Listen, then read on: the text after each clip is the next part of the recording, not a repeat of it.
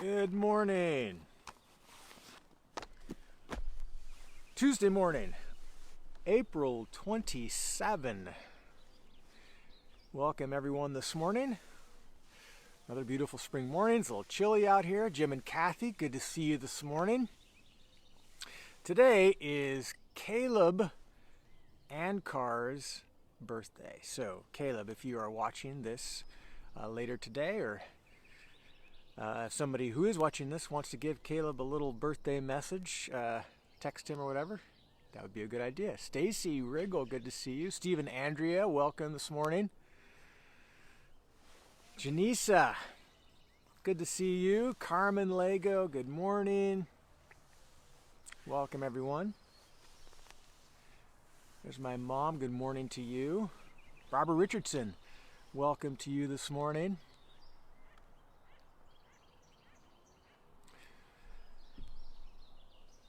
Let's see who else shows up. We're in Psalm 27 today, if you have your Bible. Mike and Kim, good morning. Brandy, good morning. Tell your brother happy birthday today. 31 years old. No, 32. He's 32. Is it? No, 31. I can't remember. Brandy, you're going to have to remind us how old Caleb is today. Karen Lowe, good morning. Welcome this morning.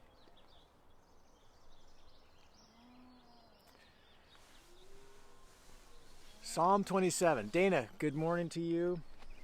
This is a great psalm. I really enjoyed reading this psalm this morning. And we're going to read the whole thing because it really tells a story that's important about David's experience. And so, Sally Crocker, good to see you this morning. Psalm 27 starts out with David speaking about his life. Enemies have encamped against him. There's an adversary out there, and he is completely confident that God is with him, that God will deliver him. So he says this in the beginning. The Lord is my light and my salvation. Whom shall I fear? Confidence. The Lord is the stronghold of my life. Of whom shall I be afraid? There's nobody that I should fear, right? When evildoers assail me to eat up my flesh, my adversaries and foes, it is they who stumble and fall, not me, because God's on my side. Though an army encamp against me, my heart shall not fear. Though war rise against me, yet I will be confident. So I love how he starts this. Now, I could end the psalm right there. That's all I needed to read today, right? God's with us. We're completely confident in his love for us, in his protection, that there's nothing that can happen in this life that God's not going to take care of, and he is our refuge. He is our strength. And oftentimes those are the psalms that we memorize. And David continues about speaking of his own heart toward the Lord. He says, one thing I have asked of the Lord that I will seek after, that I may dwell in the house of the Lord all the days of my life, to gaze upon the beauty of the Lord, to inquire in his temple. David loves the Lord. His heart is pure. He's not doing this out of obligation. He's saying, man, if I could live in the tabernacle, I would. I love the Lord. I just want to gaze upon his beauty all my life. And God, that's my one only request. If I could just be in your presence all the time. So I love this. It's great. Very poetic and confidence, and I will not fear. He says, for he will hide me in his shelter. In the day of trouble, he will conceal me under the cover of his tent. He will lift me high upon a rock. And now my head shall be lifted up above my enemies all around me. And I will offer in his tent sacrifices and shouts of joy. So he's already anticipating all the sacrifices of thanksgiving that he's going to give to God, because God is going to deliver him. I just know it. My enemies are out there, sure, but it's they who will stumble and fall, not me. God's on my side. God's got this. I'm already thinking about the the thanksgiving offerings I'm going to offer to God because of his deliverance. I will sing and make melody to the Lord. That's how verse 6 ends. And again, great psalm. And here's where the psalm I think that made, these are great things. I love this. I'd love to memorize this and say it of my own life's circumstance. That no matter what happens, I'm good. God's on my side. It's my enemies are going to fall, not me. Complete confidence. But that's not where David remains. It's really important for us to see this. We see as time moves on, his enemies aren't defeated. They don't go away. And David is kind of forced into this waiting pattern, and God isn't acting on his behalf. And he's waiting and wondering about God's silence. And this is where we see David's tone begin to shift from confidence to questioning. And we see he's questioning his own life here. Hey, did I do something wrong, God?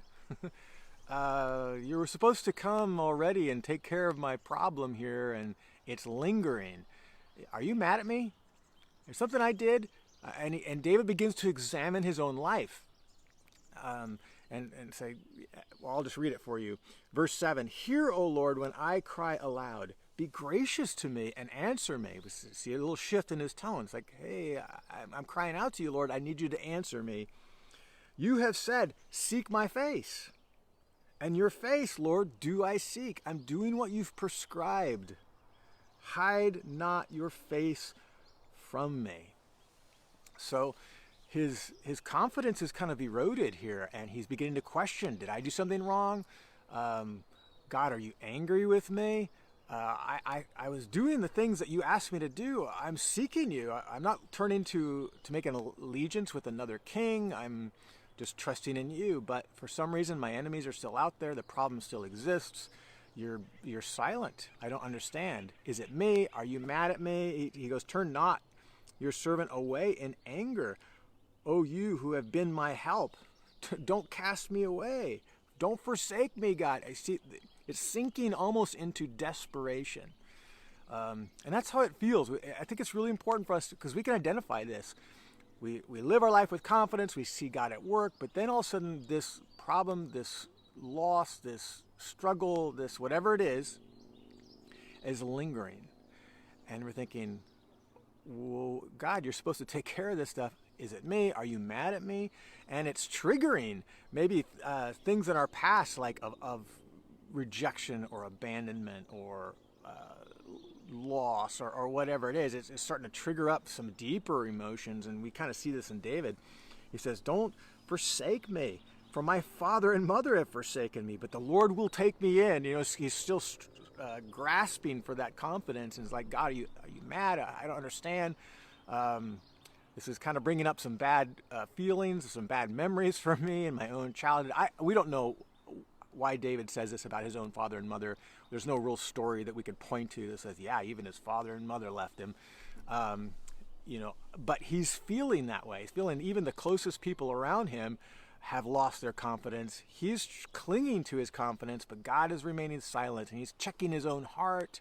Did I do something wrong? Are you mad at me? And he can. Here's where he shifts again in verse 11. He descends into what I would say godly humility. He's being very honest about his emotions, but he is turning to God. Okay, what is it you need me to learn here? I'm just going to yield myself to the process.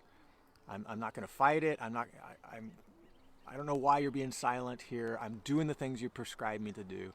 I'm just now going to yield myself to you. Teach me your ways. And this is how he shifts again. Verse 11.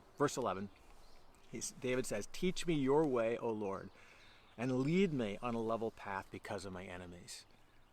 Give me not up to the will of my adversaries, for false witnesses have risen against me, and they breathe out violence."